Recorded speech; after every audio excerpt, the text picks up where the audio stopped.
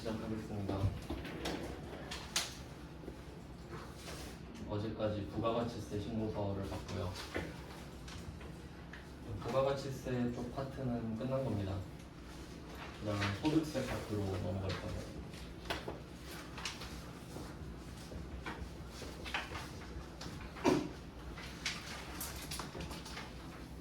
소득세를 보겠습니다.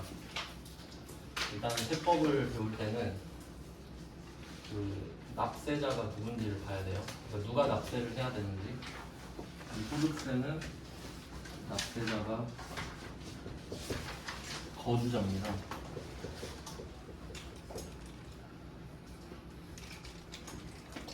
그럼 이제 두 번째 세법을 배우니까 부가가치세랑 비교를 할 줄 알아야 되죠. 부가가치세도 비교를 해보죠.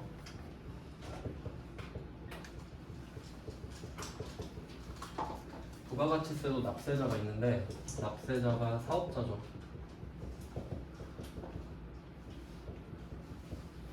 이렇게 됩니다. 이제 두 개를 아셔야 되는 거죠. 일단 부가가치세를 배웠으니까 얘부터 해보면, 그러면 사업자는 부가가치세를 내야 됩니다. 여기서 납세라는 거는 세무서 또는 뭐 구청 가서 직접 내는 행위를 말하거든요. 그러니까 우리가 소비자로서 부가가치세를 부담은 하죠. 근데 납세는 하지 않죠. 우리가 물건 사면서 그 물건에 붙어있는 부가가치세를 세무서 가서 내진 않잖아요. 그러니까 부담은 하는데 그걸 대신 사업자가 해주죠. 여기서 사업자는 그 계속성을 띠고요. 그 하는 행위가 계속성을 띠고, 그리고 독립성을 띠어야 돼요. 그러니까 뭐 예를 들면 제가 여기서 강의를 하는 거는 계속성은 띠고 있거든요. 계속하니까. 근데 독립성은 없어요. 월급 주니까 하는 거거든요. 그러면 저는 사업자는 아니에요. 전 근로자죠. 뭐 그런 느낌인데, 독립적으로 계속하는 사람을 사업자라고 합니다. 그러니까 중고나라에서 물건을 계속 파는 사람은 자기가 독립적으로 돈 벌려고 그걸 하는 거니까 그 사람도 사업자로 간주하는 거예요. 사업자 등록 여부와는 관련이 없습니다. 안 부가세를 못 걷으니까. 그러니까 그런 중고나라에서 그런 사람들이 저는 사업자 등록을 안 했는데요, 저 사업자 아닌데요, 그럼 이렇다고 하면 사업자가 아니라고 하면 그럼 부가가치세를 못 걷잖아요. 그래서 뭐 사업자 등록 여부는 별개입니다. 근데 이제 소득세 같은 경우는 거주자가 내는 거거든요. 일단 또 차이도 있는 게, 부가가치세는 소비에 대해서 내는 거고요. 소비라는 행위를 해야 부가가치세라는 게 생기고, 그 다음에 소득세 같은 경우는 수득입니다. 수득. 그러니까 뭔가 돈을 벌어들이는 느낌이죠. 그럼 이때 거주자 기준을 보면은 뭐 따로 외우실 필요는 없는데, 거주자는 둘 중에 하나거든요. 첫 번째는 주민등록표상 주소. 주민등록표상 주소가 있다. 보통은 우리 다 주소 있잖아요. 그럼 거주자예요. 주소가 있으니까 대한민국에. 근데 외국인 노동자 같은 경우는 우리나라에 주소가 없을 수도 있죠. 그러면 그 사람들도 돈을 버는데 그럼 세금을 안 내냐? 그러면 안 되잖아요. 그래서 두 번째는 거소가 있어도 되거든요. 거소 183일 이상이라고 돼 있는데, 앞에서 한번 언급한 적은 있을 거예요. 그 알렉스인가 뭐 하면서 둘 중에 하나가 해당이 되면 되는데, 어차피 우린 1번에 다 해당돼요. 그러니까 2번은 혹시 외국인 때문에, 외국인이 우리나라 와서 돈을 엄청 많이 벌 수도 있잖아요. 근데 주소가 없다는 이유로 세금을 못 걷으면 안 되니까, 너가 자는 곳이 있기만 하면 1년에 183일 이상 자는 곳 있으면은 너도 거주자로 본다. 세금을 내라. 이 뜻이에요. 뭐 1번만 기억하시면 될 것 같은데. 그래서 그 뭐 외국인 이야기 할 때는 보통 그 뭐 200일 동안 호텔에서 거주했다 이런 얘기 나왔었죠. 그러니까 그 사람도 한국 사람이랑 똑같다 이 말이에요, 그냥. 그러니까 국적은 별로 의미가 없어요. 한국에 얼마나 붙어 있냐 이게 중요한 거예요. 그러니까 한국에서 돈을 벌면 한국의 인프라를 이용하고 있는 거잖아요. 그러니까 세금 내라. 뭐 그런 느낌이에요. 그러면 이 두 개를 한번 합쳐볼게요. 보통 우리나라에서 사업을 하는 사람들은 주소가 있는데 사업자겠죠. 둘 다 되는 거겠죠.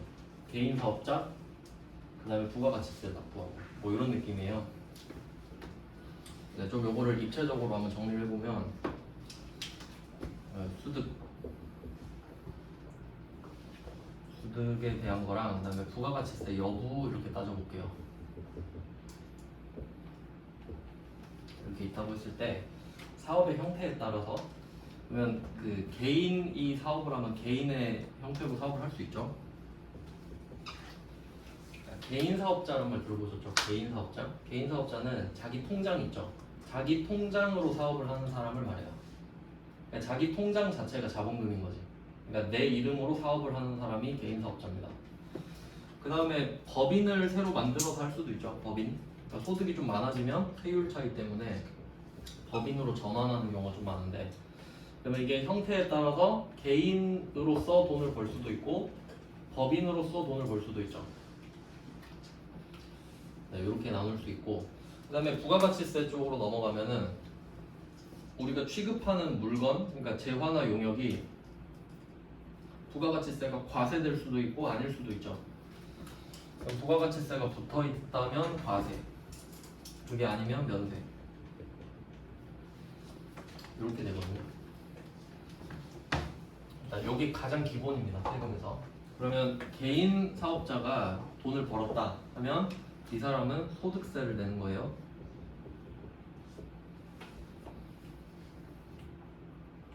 그 개인에 대한 수득은 소득세를 내게 되니까. 그다음에 법인 같은 경우는 법인세를 내고요. 뭐 이런 느낌인데.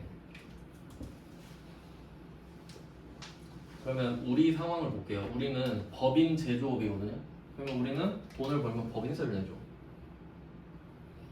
법인이니까. 회사 이름 자체로 돈을 버니까. 그 다음에 우리가 취급하는 물건은 제품인데 제품은 부가가치세가 붙어있죠. 우리 회사는 돈을 벌면 법인세를 내고 부가가치세를 걷었으니까 부가가치세를 냅니다. 이렇게 연결이 되거든요. 근데 개인 사업자도 과세 사업을 할 수도 있죠. 그러면 소득세랑 부가가치세 내면 되고. 근데 또 법인이 면세 사업을 할 수도 있죠.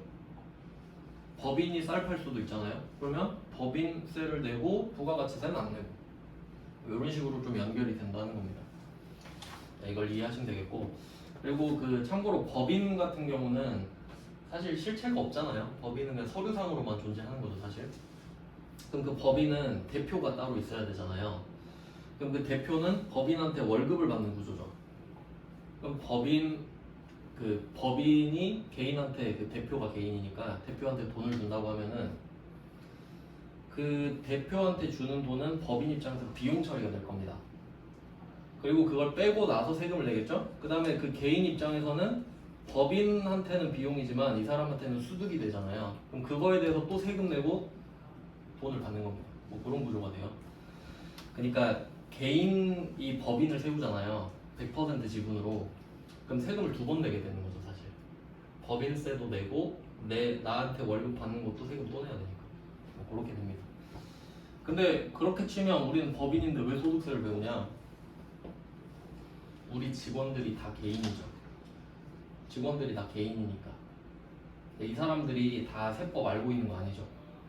그러니까 그냥 내가 대표로 소득세 공부를 해서 이 사람들도 원천징수 해주고 연말정산 해주려고. 그러니까 인사팀에서는 소득세를 알아야 되죠. 인사팀에서 하는 게 연말정산이랑 뭐 연차 이런 거 관리하잖아요. 그러니까 소득세를 알아야지, 인사팀에서는. 뭐 그런 내용이에요. 그래서 소득세를 배우는 이유를 알려드렸습니다. 그럼 구조를 좀 알려드릴게요. 소득세. 네, 어느 법이나 법의 특징은 열거주의거든요. 열거주의. 열거주의는 법에 열거해 놓은 것만 과세를 하겠다. 즉 여기에 적혀 있지 않으면 과세하지 않겠다. 이게 기본 포맷인데, 소득세 범위를 알려드릴게요. 총 8개거든요. 일단 이자, 배당, 사업, 근로, 연금, 기타, 퇴직, 양도. 이렇게 8개예요. 이 8개의 소득의 형태를 소득세로 내게 합니다. 그러면 한번 예를 들어볼게요. 8개만 열거를 해놨죠. 그러면 이 8개 포함이 되지 않으면 세금을 걷지 않는다는 소리거든요. 예를 들면 내가 증여받을 수도 있죠. 증여. 아빠가 나한테 땅 줄 수도 있잖아요. 그럼 아빠가 땅을 주면 아빠는 증여자, 난 수증자. 그럼 이거 땅을 받았으니까 소득인데 소득세를 내냐? 여기 보면은 하나, 둘, 셋, 넷, 다섯, 일곱, 여덟. 여기 증여 없죠. 수증 없죠. 그럼 증여를 받은 거에 대해서는 소득세를 내지 않습니다. 여기서 오해하면 안 되는 게 세금을 안 내는 게 아니에요. 소득세를 안 낸다는 거지. 증여를 받았으면 증여세를 냅니다. 그러니까 이런 느낌이라는 거예요. 그러니까 우리가 소득이 생겼는데 부가가치세를 내진 않잖아요.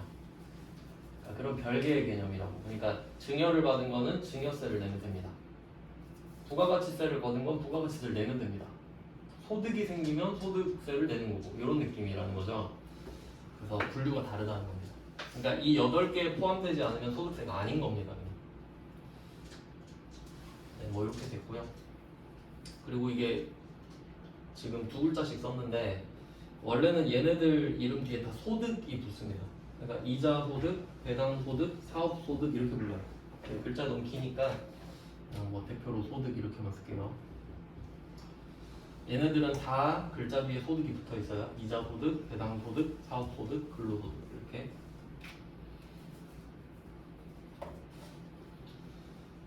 네, 이렇게 됐고요. 그럼 이게 그 회계로 치면은 수익이랑 비슷해요. 수익. 그럼 우리가 수익이라고 하면은 아직 비용을 안 뺀 상태잖아요. 근데 이거는 돈을 벌어들인 거거든요. 근데 우리가 돈 벌 때 생각해 보면 돈을 쓰면서 벌죠. 돈을 안 쓰고 벌 수는 없잖아요. 말이 안 되죠. 돈을 안 쓰고 버는 거는. 그러면 이 돈을 벌어들였는데 이 돈을 벌어들이면서 쓴 돈이 있을 거 아니에요. 그래서 그거를 빼줘요. 그러니까 좀 묶어서 보면은 이게 다 다른데 필요경비 체제가 있고 소득공제 체제가 있습니다.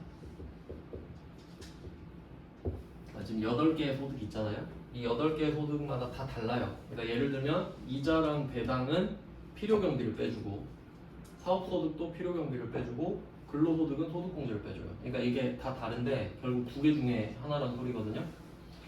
근데 여기서 제일 중요한 거는 근로소득이에요. 왜냐면 우리 직원들이 다 근로소득자잖아요. 그래서 그 사람들을 대신해서 지금 세금을 구해주는 거기 때문에 근로소득이 사실 제일 중요하고 얘만 중요합니다. 사실. 그러면 근로소득 같은 경우는 소득공제를 해줘요.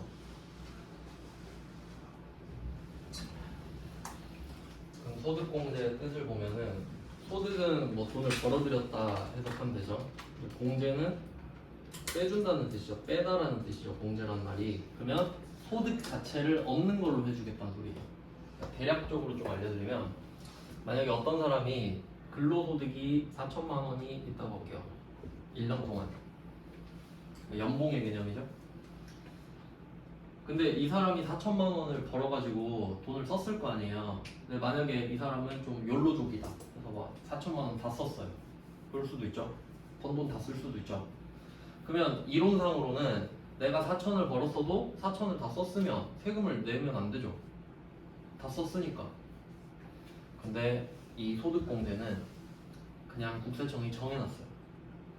대략 4천만 원 번 사람은 한 1,100만 원 정도 빼주거든요. 소득공제로.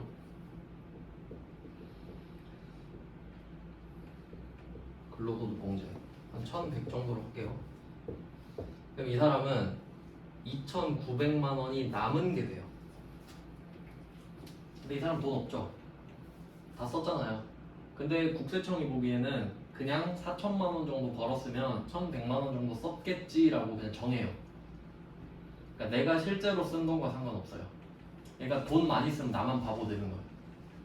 그럼 이때 국세청 입장에서는 야 너는 2,900이 남았을 거야. 그러니까 여기다 세금 내. 요런 구조예요. 그러니까 나 돈 하나도 없죠 지금. 4천 벌어서 4천 다 썼잖아요. 근데도 세금을 내야 된다. 그러니까 소득공제는 사실 좀 안 좋아요 별로. 그러면 사업소득이랑 한번 비교를 해드릴게요. 이게 사업소득은 우리 시험 범위는 아닌데 참고로 설명을 해드릴게요. 사업소득은 필요경비거든요. 그러니까 소득공제 뉘앙스는 뭐냐면 소득공제는 국세청이 자기가 기준을 정해서 빼주는 거예요. 그러니까 우리가 실제로 쓴 돈과 상관이 없지. 근데 필요경비는 우리가 쓴 돈을 증명만 하면 다 빼주겠다 이거예요. 그럼 만약에 내가 사업소득자예요. 사업소득자 그러면 4천만 원을 벌었어요. 그리고 4천만 원을 다 쓴 거예요.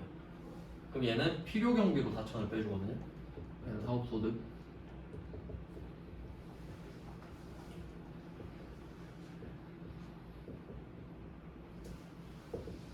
이렇게 돼요. 그러면 이 사람 돈 번 거 없죠. 자, 이게 얼마나 중요한 건지 말씀을 드릴게요. 우리가 월급쟁이면 근로소득자고 사업을 하면 사업소득자가 되겠죠. 그러면 근로소득자는 4천만 원을 벌잖아요. 그럼 일단 세금을 내야 돼요. 2,900을 번 게 되니까. 그럼 거기서 세금을 내고 남은 돈 있죠. 그거 모아서 차 사야 돼요. 세금 내고 남은 돈으로 차 사야 된다고. 네, 사업소득은 어때요? 쓴 만큼 빼주죠. 그럼 차를 여기다 넣으면 되잖아요. 차를 일단 지르면 되잖아. 그리고 이거 사업할 때 필요하거든요? 하면 되잖아요. 그럼 차도 타고 세금도 안 내지. 그래서 사업자 쪽에서 가장 큰 이슈가 자동차예요. 일단 차를 사고 보면 된다고. 비용 처리가 되니까요. 아 이거 저 일할 때 필요하거든요. 롤스로이스를 딱 사. 그런 느낌이죠. 물론 제재도 많긴 한데 근로소득자보다는 훨씬 유리하죠. 근로소득자는 뭐 차 샀다고 세금 깎아줘요? 전혀 아니죠. 세금 낼 거 다 내고 남은 돈 모아서 차 산다 그랬죠. 그러니까 보통 법인이 다 좋은 차 타고 다니잖아요. 보통 우리나라도 그 뭐 작은 기업이죠. 중소기업이어도 뭐 G80, G90은 다 끌고 다니잖아요. 어차피 비용 처리가 되니까. 그래서 이게 차이가 큰 거예요. 그러니까 느낌 아시겠죠? 그러니까 필요 경비로 빼주는 게 좋은 거라고. 내가 증명만 하면 되니까. 세금을 안 내잖아요. 근데 근로소득은 어때요? 내가 증명이 필요가 없어요. 안 믿어. 그냥 너는 2,900이 남았어. 이렇게 돼버려요. 차이가 그렇습니다. 우리는 근로소득만 하면 돼요. 자, 그럼 이렇게 각각 뺄 거를 다 빼고 나면은 이제 밑에 따로 떨어지는 게 있는데 소득 금액이 남아요.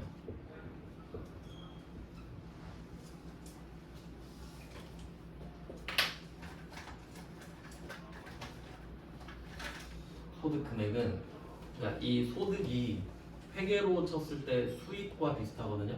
수익, 원본. 그럼 이 필요경비랑 소득공제는 비용이랑 비슷하죠. 비용. 그럼 이때 소득 금액이 남는 거거든요. 그럼 이 소득 금액은 이익이랑 비슷하죠. 실제로 남으니까. 뭐 이런 느낌인데.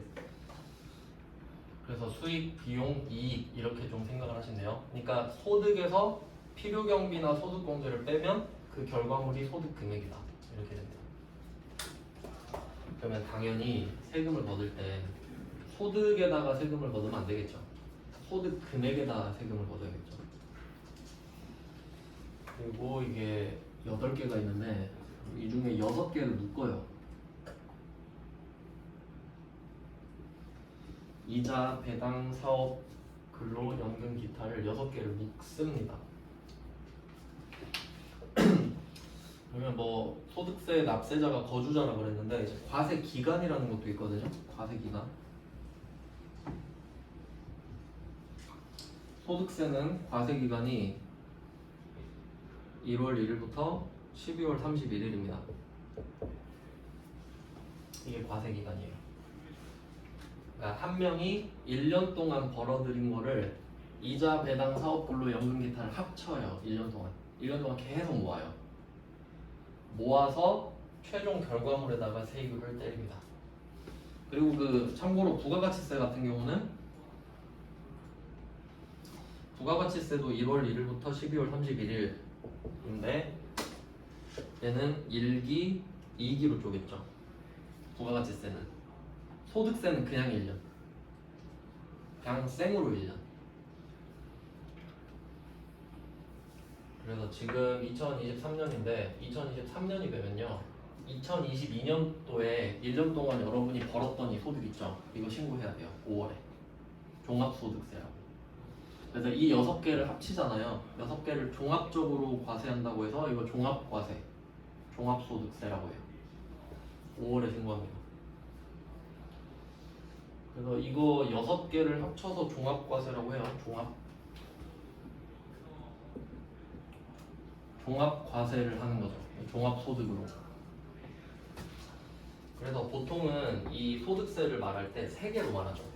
종합퇴직양도, 종합퇴직양도. 종합에 6개가 들어가 있으니까.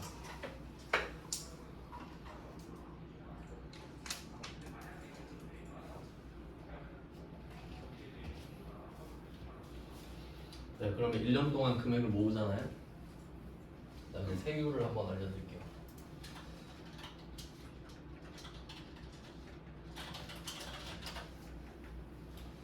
부가가치세는 세율이 10%죠.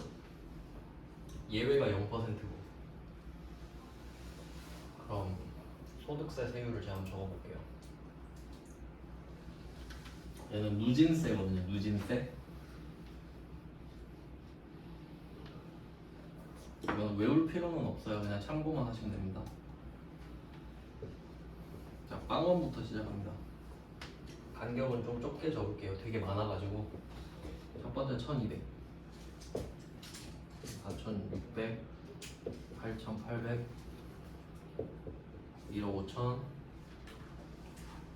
3억, 5억, 10억 이렇게 되는데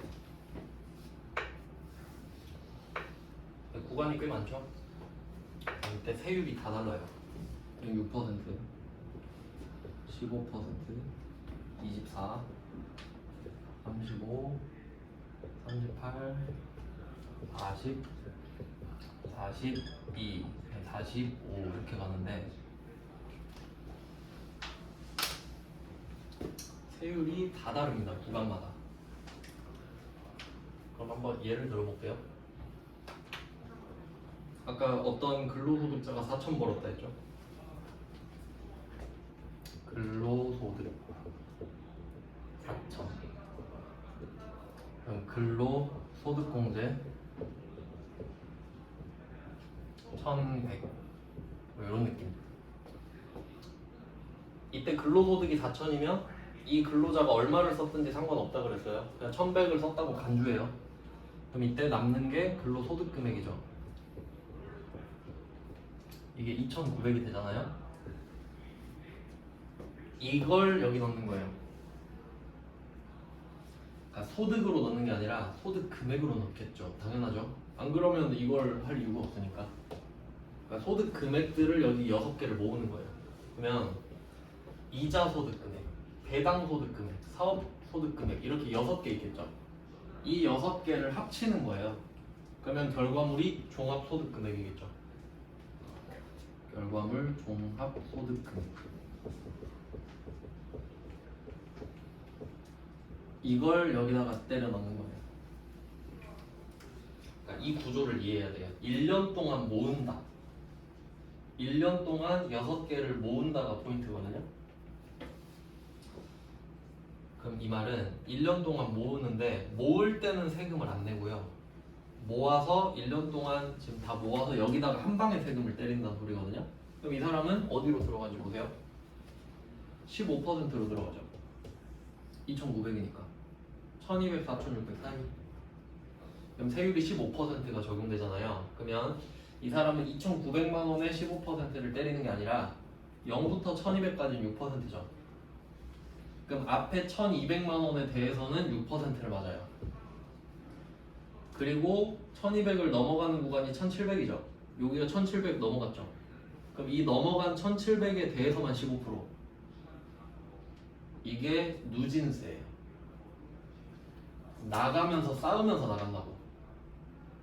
왜냐면 이렇게 안 하면 1200만 원까지는 그래도 내가 1200 버는 사람이랑 똑같이 내야 될 거 아니야. 방금 형평성이 어긋나잖아요. 그러니까 1200까지는 1200 버는 사람이랑 똑같이 내게 해줄게. 대신 이거 넘어가면 이제 너무 많이 버니까 많이 내야지. 이해되시죠? 그러니까 만약에 어떤 사람이 이 근로소득 금액이 1억이에요. 1억. 그럼 1억이면 여기 이 35%죠. 1억에다가 35%를 때리는 게 아니죠. 1200까지는 6%, 넘어간 거는 또 15%, 이렇게 가면서 쌓아간다. 그러니까 많이 벌수록 세금을 많이 내는 구조가 되겠잖아요. 이해되시죠? 그러니까 만약에 이 사람이 15억 벌었어요. 15억 벌면은 여기 10억 넘어가는 게 45%죠. 근데 이게 국세거든요. 국세. 근데 이 퍼센테이지에 사실 10%가 더 붙어요. 그러니까 10%가 더 붙는다는 소리는 저 끝에 45%잖아요. 그럼 4.5%가 더 붙는다는 소리야. 국세가 45, 지방세가 4.5. 그러니까 그 세율의 10%. 그러니까 그냥 플러스 10%가 아니라 1.1을 곱한다는 소리거든요. 그럼 15억을 번 사람 있잖아요. 그럼 그 사람은 10억 넘어가는 것만 5억이죠. 그럼 그 5억에 대해서는 절반을 내는 거예요. 진짜로 49.5니까. 그러니까 개인 사업자가 돈을 엄청 많이 벌면 세금을 진짜 절반을 내버리는 거지. 그럼 어떤 사람이 막 50억 벌었다 봐요. 그러니까 뭐 그 막 스타 강사 이런 사람들 있잖아요. 100억 벌었다. 그럼 진짜 세금으로 한 40억 내요. 40억 이상 내겠지. 뒤쪽이 45%니까. 앞쪽은 되게 적잖아요. 그런 개념이에요. 구조는 아시겠죠? 그럼 여기서 종합소득은 1년 동안 모은다라는 거거든요. 그 개념이 되게 중요해요. 그래서 뭐 비유를 하자면 이렇게 바구니가 있을 때 이거 1년 동안 모으는 겁니다. 계속 모아요. 종합소득 금액을 1년 동안 계속 모아야 되죠. 그러니까 1년 동안 모아놓고 한 방에 때리잖아요. 이걸 종합과세라고 해요. 종합소득 금액을 1년 동안 모아서 이 세율에 집어넣어서 세금 때리는 걸 종합과세라 그래요. 종합과세. 여러분 이렇게 세금 내요. 세율을 알아야 될 거 아니에요. 그러면 종합과세인데 이제 분리과세라는 게 있습니다. 분리과세. 그러면 이때 6개를 합쳐서 과세하는 걸 종합과세. 그러면 퇴직소득이랑 양도소득도 있잖아요. 얘네들은 따로따로 하거든요. 따로따로 분류과세라고 해요. 분류과세.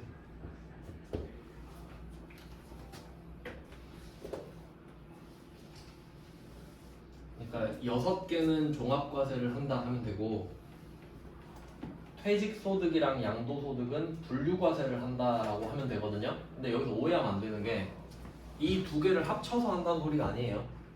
퇴직과 양도는 퇴직 따로, 양도 따로 각각 분류과세를 한다는 소리예요. 알겠죠? 그 분류잖아요, 이름이. 그래서 종합과세 6개, 분류과세 2개. 그래서 종, 퇴, 양 이렇게 돼요. 그럼 왜 얘네들은 따로 하냐? 이자, 배당, 사업, 근로, 연금, 기타는 약간 좀 루틴하다고 해야 되나? 이 중에 가장 대표적인 게 사업이랑 근로입니다. 이거는 1년 동안 계속 돈이 들어오잖아요. 근로는 아주 꾸준하게 들어오고 사업은 꾸준하진 않지만 액수는 다르지만 어쨌든 계속 돈이 들어오죠. 이제 그런 거는 합치겠다는 소리고 퇴직과 양도는 어때요? 퇴직은 매년 하는 거 아니죠. 어쩌다가 한번 하잖아요. 퇴직은 뭐 매해 하는 사람도 있겠지만 퇴직은 그런 느낌이 아니기 때문에 이런 거는 퇴직을 할 때만 따로 신고하면 돼요. 그러니까 이 6개는 해마다 신고하라 그러는 거예요. 해마다 5월 되면 그냥 알아서 해라. 그리고 퇴직은 안 하는 사람도 있기 때문에 네가 퇴직을 하면 그때 해라 이런 느낌이고 양도도 마찬가지입니다. 내가 땅이랑 집을 파는 게 매해 일어나는 일은 아니잖아요. 어쩌다가 한번 팔면 그때 신고하라 이거지.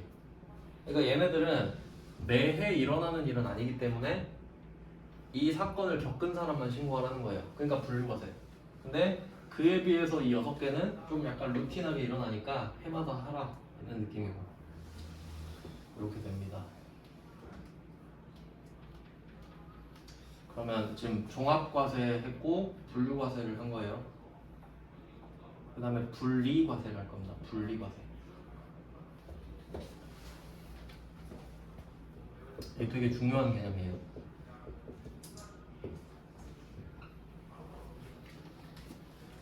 들어보셨을 수도 있을 것 같은데 분리과세.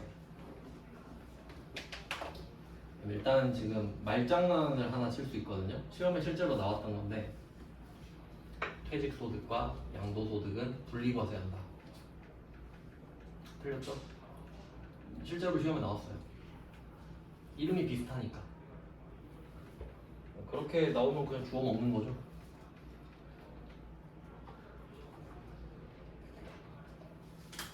그럼 분리과세 뭐냐면 분리가 떨어져 있는 거잖아요. 떨어져 있는 거. 그러면 어디에서 떨어졌는지를 확인해야 되는데 얘는 종합에서 분리된 겁니다.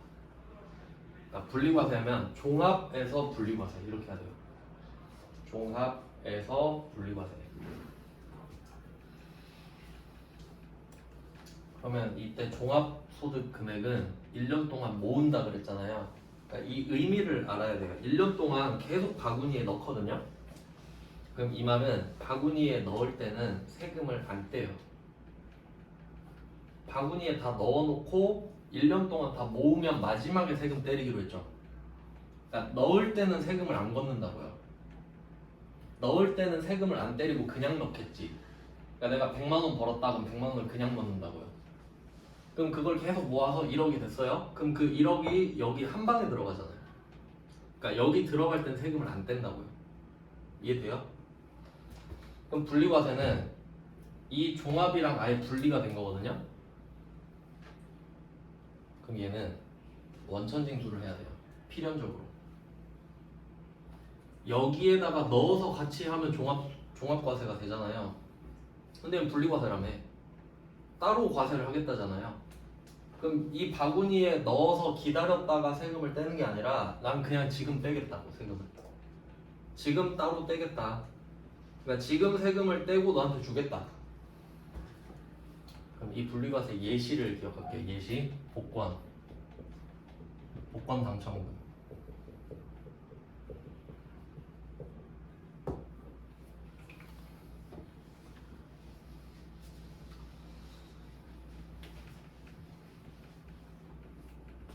예를 들어볼게요. 만약에 여러분이 로또 1등에 당첨됐어요. 근데 액수는 10억 정도. 그렇게 뭐 많을 때 당첨된 건 아니고 10억 당첨됐다 합시다. 미리 세금을 한번 구해봐요. 당첨될 수도 있으니까. 얼마나 세금을 뗄까? 시뮬레이션 돌리는 거예요. 그럼 이게 세전이죠. 그럼 원래 이게 일반적인 세금이면은 종합소득 금액 일단 넣는 거예요. 맞죠? 10억을 그냥 넣는 거라고. 근데 약간 느낌이 좀 그렇지 않나? 우리가 복권 당첨된 거 기분 좋긴 한데 이거를 내 연봉이랑 합쳐버리면 그럼 이 10억을 뒤에 더하면은 요거 세금 49.5% 맞죠? 좀 억울하지 않나요? 좀 뭔가 이상한데 이런 느낌이 들어야 된다고요. 그래서 그냥 분리과세를 하는 거예요. 왜냐면 이게 10억을 당첨이 됐는데 A랑 B가 있다 할게요. 그럼 A는 연봉이 10억이에요. 얘는 백수예요. 연봉 없어요. 이럴 수 있죠. 그럼 둘 다 똑같이 10억씩 당첨됐다 할게요. 같은 회차에. 그럼 이 10억에 대해서 누가 더 세금 많이 낼까요? A가 많이 내겠지. 왜냐면 B는 소득이 없잖아요. 그럼 이 10억에 대해서 1206%, 또 그 넘으면 15% 이렇게 계속 쌓으면서 가죠. 근데 얘는 이미 45%지 이미. 그럼 이 10억 전부 다 49.5% 맞는 거 맞죠? 그럼 얘가 좀 더 억울하지 않나? 아니 왜 너랑 나랑 똑같은 금액이 당첨됐는데 내가 세금을 더 많이 내지? 그러니까 이거 자체는 억울해야 되는 거 맞죠? 그러니까 너랑 나랑 같은 금액이 당첨됐는데 내가 더 낸 건 억울하다고. 그러니까 당첨이 안 된 사람보다 내는 건 당연한 건데 그러니까 이거 좀 이상하네. 그리고 또 국세청 입장에서도요. 국세청은 그냥 로또 당첨되면은 손 벌리고 기다리고 있는 거죠. 세금 거두니까 어차피. 그러니까 국세청은 누가 당첨돼도 상관없지. 어차피 난 세금 거두는 장땡이니까. 근데 국세청 입장에서도 이 금액이면 얼마를 걷는다라는 게 정해지는 게 좋죠. 그러니까 10억 누가 당첨되면 누군지에 상관없이 얼마가 나오는 게 더 편하지 않냐고요. 그게 맞잖아. 그래서 복권 당첨되면은 그냥 똑같은 세율을 적용시킵니다. 그 사람이 쌓아놨던 이자 배당 사업 근로 연금 기타랑 상관없이. 그럼 세율을 알려드릴게요. 아마 제 기억으로는 얘는 3억까지예요. 3억까지. 3억까지는 20%. 넘으면 30%로 기억하고 있거든요. 계산을 대충 해볼게요. 뭐 이거 시험에 내진 않아요. 그럼 3억에 20% 하면 6천만 원이죠. 6천만 원이에요. 이거 국세, 지방세 600, 22%겠지. 그 다음에 7억에 대해서는 30%죠. 7억. 얼마예요? 2억 1천. 지방세 2,100. 이게 세금. 10억 여러분 당첨되면. 그래도 이만큼 내도 당첨되는 게 좋잖아요. 얼마지? 한 3억 되겠네. 대략 3억 되죠. 그럼 여러분이 당첨돼가지고 저기 농협 본사 가잖아요. 당첨금 딱 내면 얼마 줘요? 7억 준다고. 맞죠? 그럼 이건 이 바구니에 넣은 게 아니죠 지금. 3억을 떼가 버렸잖아 은행이. 그리고 7억만 받은 거죠. 그럼 우리는 이 10억에 대해서는 세금 낸 거 맞죠? 그럼 세금을 낸 걸 바구니에 넣으면 돼요? 안 되지. 그럼 이중과세잖아. 냈는데 넣고 또 내? 안 되죠? 그러니까 얘는 원천징수를 하는 방법으로 분리해서 과세를 하겠다. 종합세율과 상관없이. 그럼 누가 당첨돼도 무조건 이 금액일 거 아니에요. 그게 맞지. 뭐 그런 내용입니다. 그래서 복권 당첨금은 분리과세를 하니까, 그러니까 얘는 그 소득이 잡힌다 이런 말 들어봤나요? 종합소득 금액은 아직 세금을 안 때렸기 때문에 계속 모으고 있잖아요. 계속 모으고 있죠. 그러면 모여 있는 금액이 소득이 잡힌 거예요. 거기다 세금을 때려야 되잖아요. 그러니까 세금을 걷어야 되니까 소득이 잡히는 거라고. 근데 복권 당첨금은 소득이 안 잡히겠지. 세금을 이미 뗐고 나는 실수령액만 받죠. 세후로. 그럼 그 금액은 바구니 안 들어가죠. 그럼 이 바구니 안 들어가면 소득이 안 잡히는 거라고요. 잡을 이유가 없잖아. 세금을 냈는데. 소득을 잡는 이유는 세금을 걷기 위해서요. 근데 복권은 세금을 걷었잖아 지금. 근데 뭐하러 여기 바구니에 넣어요? 안 잡히지 소득이. 그런 내용이에요. 여기 한 개 더 있는데 일용근로소득도 있어요. 일용근로소득.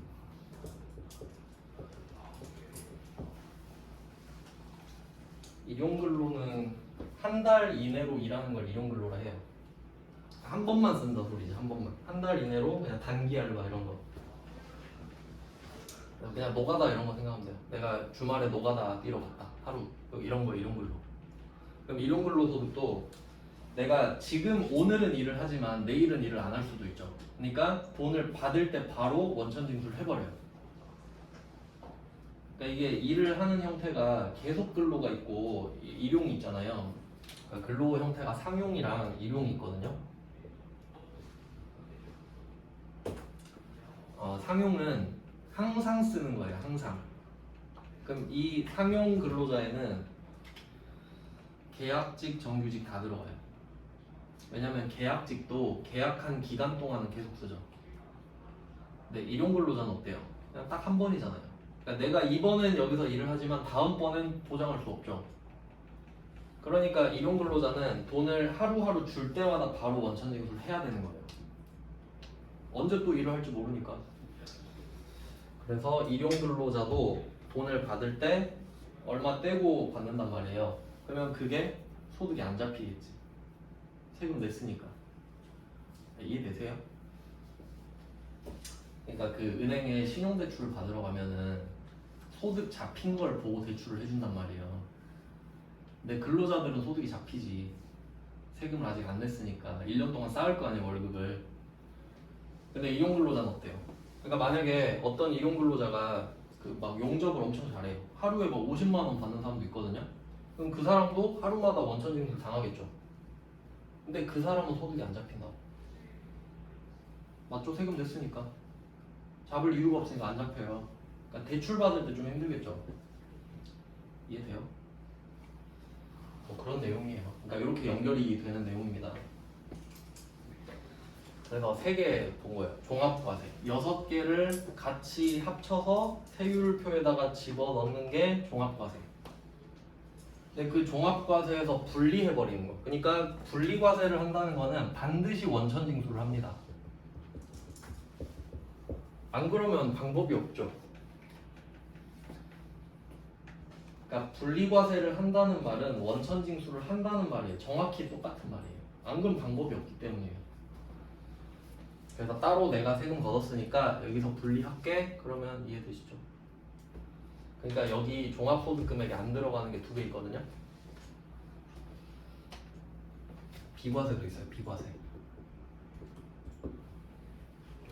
그러니까 비과세는 과세를 안 하는 거죠. 그럼 과세를 안 하면 들어가면 안 되지. 그럼 과세는 그냥 안 들어가는 거죠. 그냥. 비과세는 국세청이 과세권을 포기한 거예요. 그러니까 내가 너 돈 받는 거 받는데 세금 안 걷을게. 이거예요. 비과세는. 그럼 그냥 빼는 거죠. 비과세는. 여기 들어가면 안 되죠.